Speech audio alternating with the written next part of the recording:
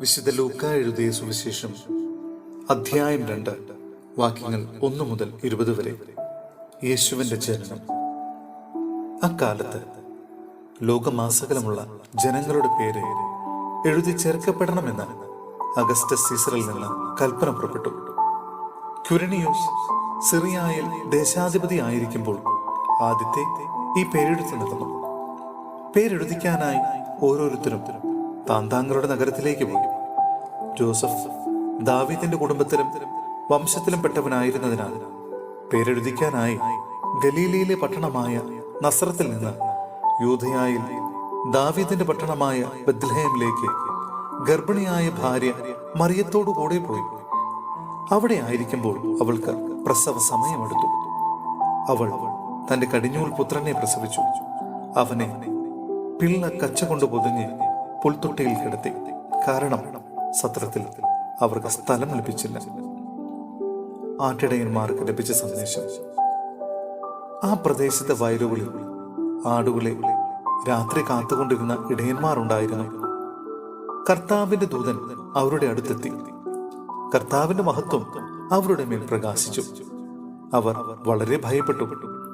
ദൂതൻ അവരോട് പറഞ്ഞു, ഭയപ്പെടേണ്ട, ഇതാ സകല ജനത്തിനും വേണ്ടിയുള്ള വലിയ സന്തോഷത്തിന്റെ സദ്വാർത്ത ഞാൻ നിങ്ങളെ അറിയിക്കുന്നു. ദാവീദിന്റെ പട്ടണത്തിൽ നിങ്ങൾക്കായി ഒരു രക്ഷകൻ, കർത്താവായ ക്രിസ്തു ഇന്ന് ജനിച്ചിരിക്കുന്നു. ഇതായിരിക്കും നിങ്ങൾക്കടയാളം. പിള്ള കച്ച കൊണ്ട് പൊതിഞ്ഞ് പുൽത്തൊട്ടിയിൽ കിടത്തിയിരിക്കുന്ന ഒരു ശിശുവിനെ നിങ്ങൾ കാണും. പെട്ടെന്ന് സ്വർഗീയ സൈന്യത്തിന്റെ ഒരു വ്യൂഹം ആ ദൂതനോടുകൂടി പ്രത്യക്ഷപ്പെട്ട് ദൈവത്തെ സ്തുതിച്ചുകൊണ്ട് പറഞ്ഞു, അത്യുന്നതങ്ങളിൽ ദൈവത്തിന് മഹത്വം, ഭൂമിയിൽ ദൈവകൃപ ലഭിച്ചവർക്ക് സമാധാനം. ദൂതന്മാർ അവരെ വിട്ട് സ്വർഗത്തിലേക്ക് പോയപ്പോൾ ആട്ടിടയന്മാർ പരസ്പരം പറഞ്ഞു, നമുക്ക് ബത്ലഹേം വരെ പോകാം. കർത്താവ് നമ്മെ അറിയിച്ച ഈ സംഭവം നമുക്ക് കാണാം. അവർ അതിവേഗം പോയി മറിയത്തെയും ജോസഫിനെയും പുൽത്തൊട്ടിയിൽ കിടക്കുന്ന ശിശുവിനെയും കണ്ടു. അനന്തരം ശിശുവിനെ കുറിച്ച് തങ്ങളോട് പറയപ്പെട്ട കാര്യങ്ങൾ മറ്റുള്ളവരെ അവർ അറിയിച്ചു. അത് കേട്ടവരെല്ലാം ഇടയന്മാർ തങ്ങളോട് പറഞ്ഞ സംഗതികളെ കുറിച്ച് അത്ഭുതപ്പെട്ടു. മറിയമാകട്ടെ ഇവയെല്ലാം ഹൃദയത്തിൽ സംഗ്രഹിച്ച് ഗാഢമായി ചിന്തിച്ചുകൊണ്ടിരുന്നു. തങ്ങളോട് പറയപ്പെട്ടതുപോലെ കാണുകയും കേൾക്കുകയും ചെയ്ത സകല കാര്യങ്ങളെയും കുറിച്ച് ദൈവത്തെ മഹത്വപ്പെടുത്തുകയും സ്തുതിക്കുകയും ചെയ്തുകൊണ്ട് ആ ഇടയന്മാർ തിരിച്ചുപോയി. സഹോദരരെ, വിശുദ്ധ പൗലോസ് ശ്ലീഹ ഗലാത്യയിലെ സഭയ്ക്ക് എഴുതിയ ലേഖനം അധ്യായം 3 വാക്യങ്ങൾ 15 മുതൽ 4-ാം അധ്യായത്തിലെ 6-ാം വാക്യം വരെ. നിയമവും വാഗ്ദാനവും. സഹോദരരെ, മനുഷ്യ സാധാരണമായ ഒരു ഉദാഹരണം പറഞ്ഞാൽ, ഒരുവന്റെ ഉടമ്പടി ഒരിക്കൽ സ്ഥിരീകരിച്ചതിന് ശേഷം ആരും അത് അസാധുവാക്കുകയോ അതിലെന്തെങ്കിലും കൂട്ടിച്ചേർക്കുകയോ ചെയ്യാറില്ല. വാഗ്ദാനങ്ങൾ ലഭിച്ചത് അബ്രാഹത്തിനും അവന്റെ സന്തതിക്കുമായിട്ടാണ്. പലരെ ഉദ്ദേശിച്ച് സന്തതികൾക്ക് എന്ന് അതിൽ പറഞ്ഞിട്ടില്ല. പ്രത്യുത ഒരുവനെ ഉദ്ദേശിച്ച് നിന്റെ സന്തതിക്ക് എന്നാണ് പറഞ്ഞിരിക്കുന്നത്. അത് ക്രിസ്തുവിനെ ഉദ്ദേശിച്ചാണ്. ഞാൻ പറയുന്നത് ഇതാണ്: 430 വർഷങ്ങൾക്ക് ശേഷം നിലവിൽ വന്ന നിയമം ദൈവം പണ്ടുതന്നെ സ്ഥിരീകരിച്ച ഉടമ്പടിയെ, വാഗ്ദാനത്തെ നീക്കിക്കളയത്തക്ക വിധം അസാധുവാക്കുകയില്ല. എന്തെന്നാൽ പാരമ്പര്യാവകാശം നിയമത്തിൽ നിന്നാണ് ലഭിക്കുന്നതെങ്കിൽ അതൊരിക്കലും വാഗ്ദാനത്തിൽ നിന്നായിരിക്കുകയില്ല. എന്നാൽ ദൈവം അബ്രാഹത്തിന് അത് നൽകിയത് വാഗ്ദാനം വഴിയാണ്. പിന്നെന്തിനാണ് നിയമം? വാഗ്ദാനം സിദ്ധിച്ചവന് സന്തതി ലഭിക്കുന്നതുവരെ പാപങ്ങൾ നിമിത്തം നിയമം നൽകപ്പെട്ടു. ദേവദൂതന്മാർ വഴി ഒരു മധ്യവർത്തിയിലൂടെ അത് വിളംബരം ചെയ്യപ്പെട്ടു. ഒന്നിൽ കൂടുതൽ പേരുണ്ടെങ്കിലേ മധ്യവർത്തി വേണ്ടു. എന്നാൽ ദൈവം ഏകനാണ്. നിയമത്തിന്റെ ഉദ്ദേശം. അങ്ങനെയെങ്കിൽ നിയമം ദൈവത്തിന്റെ വാഗ്ദാനങ്ങൾക്ക് വിരുദ്ധമാണോ? ഒരിക്കലുമല്ല.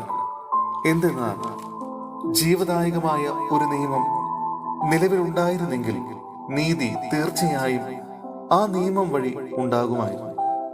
എന്നാൽ യേശുക്രിസ്തുവിലുള്ള വിശ്വാസം വഴി വിശ്വാസികൾ വാഗ്ദാനം പ്രാപിക്കേണ്ടതിന് എല്ലാവരും പാപത്തിന് അധീനരാണെന്ന് വിശുദ്ധ ഗ്രന്ഥം പ്രഖ്യാപിച്ചു. വിശ്വാസം ആവിർഭവിക്കുന്നതിന് മുമ്പ് നമ്മൾ നിയമത്തിന്റെ കാവലിലായിരുന്നു. വിശ്വാസം വെളിപ്പെടുന്നത് വരെ നിയന്ത്രണാധീനനായി കഴിയുകയും ചെയ്തു.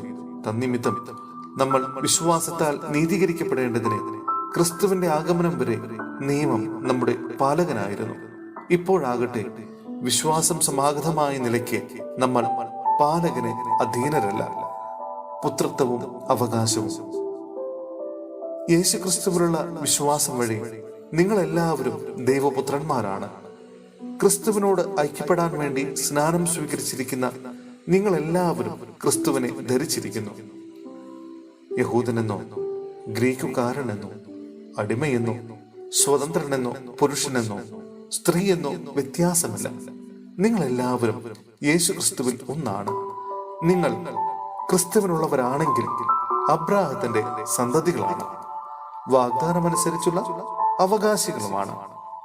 ഇതാണ് ഞാൻ വിവക്ഷിക്കുന്നത്. പിന്തുടർച്ച അവകാശി വസ്തുവിന്റെ ഉടമയാണെന്നിരിക്കലും ബാലനായിരിക്കുന്നിടത്തോളം കാലം അടിമയിൽ നിന്ന് വിഭിന്നനല്ല. പിതാവ് നിശ്ചയിച്ച കാലാവധി വരെ അവൻ രക്ഷകർത്താക്കളുടെയും കാര്യസ്ഥന്മാരുടെയും സംരക്ഷണത്തിലായിരിക്കും.